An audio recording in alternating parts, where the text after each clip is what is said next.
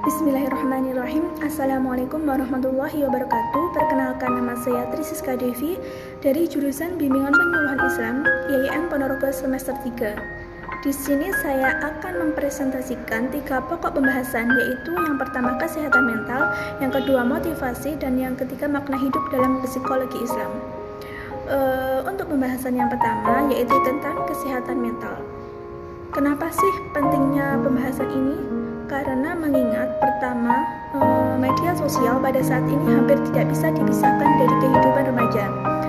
Di satu sisi, keberadaan media sosial dapat membantu remaja mengembangkan keterampilan komunikasi, berteman, mengejar bidang minat, dan berbagai pikiran dan ide.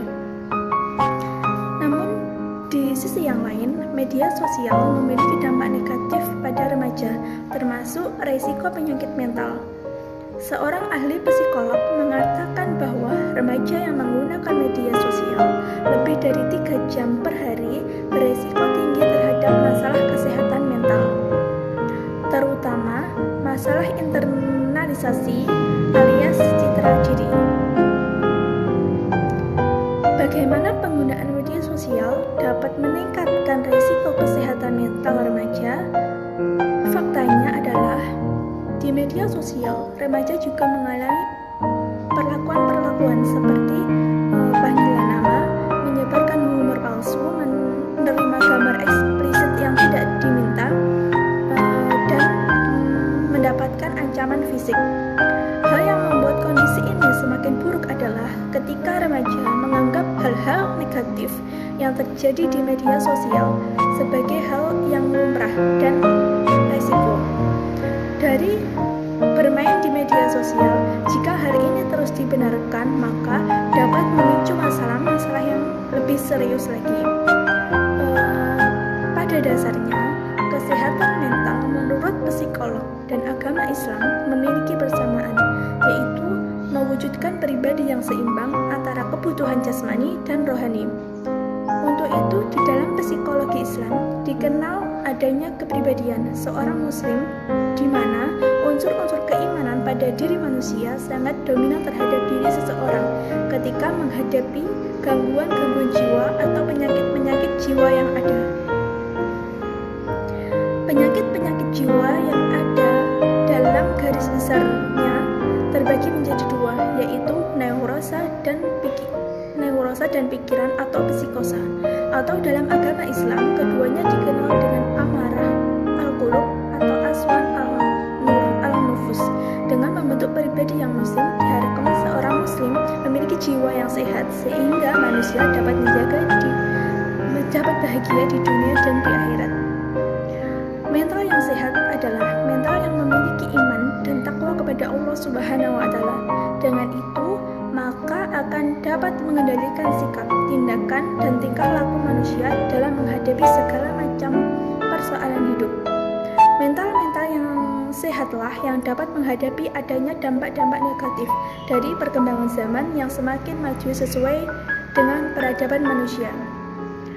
Yang kedua yaitu motivasi. Allah berfirman dalam Al-Quran, sesungguhnya Allah tidak mengubah keadaan suatu kaum sehingga mereka mengubah keadaan yang ada pada diri mereka sendiri, yaitu surat Ar-Ra'd ayat 11. Dari ayat di atas kita dapat mengambil kesimpulan bahwa ternyata motivasi yang paling kuat adalah dari diri seseorang. Motivasi sangat berpengaruh dalam gerak-gerik seseorang dalam setiap tindak tanduknya. Ada 3 jenis motivasi. Yang pertama yaitu motivasi hidup. Motivasi ini mendorong manusia untuk memenuhi kebutuhan primernya, misalnya makan, minum, dan lain-lain. Yang kedua yaitu motivasi eksternal. Motivasi ini berasal dari eksternal seperti motivasi ulung atau teman-teman, anggota keluarga, majalah-majalah, buku, atau para pemimpin di kantor. Yang ketiga yaitu motivasi internal. Motivasi kuat untuk hidup sukses, bahagia, sejahtera, dewasa, bermakna, dan unggul akan menggerakkan kita untuk selalu bersikap hidup positif dan produktif. Dan pembahasan yang terakhir yaitu makna hidup. Yang dimaksud dengan makna hidup dalam hidup manusia adalah jika manusia mampu melepaskan diri dari sifat keduniawian sehingga memiliki yang mendekati dan sang pencipta, atau juga disebut sebagai suatu pencapaian tertinggi spiritual dari psikologi manusia. Biasanya ditandai dengan perubahan perilaku dalam sehari-hari, dalam beribadah, dan juga dalam hubungannya dengan manusia yang lain. Hal ini merupakan suatu bentuk atau konsep yang sifatnya penuh subjektivitas. Adapun karakteristik individu yang hidupnya penuh dengan makna antara lain yang pertama memiliki persamaan bahagia, yang kedua memiliki tujuan hidup yang jelas, yang ketiga memiliki rasa tanggung jawab, yang keempat mampu melihat alasan tetap eksis, yang kelima tidak merasa cemas akan kematian, dan yang terakhir yaitu memiliki kontrol diri yang baik. Demikian pembahasan kali ini tentang kesehatan mental, motivasi, dan makna hidup dalam psikologi Islam.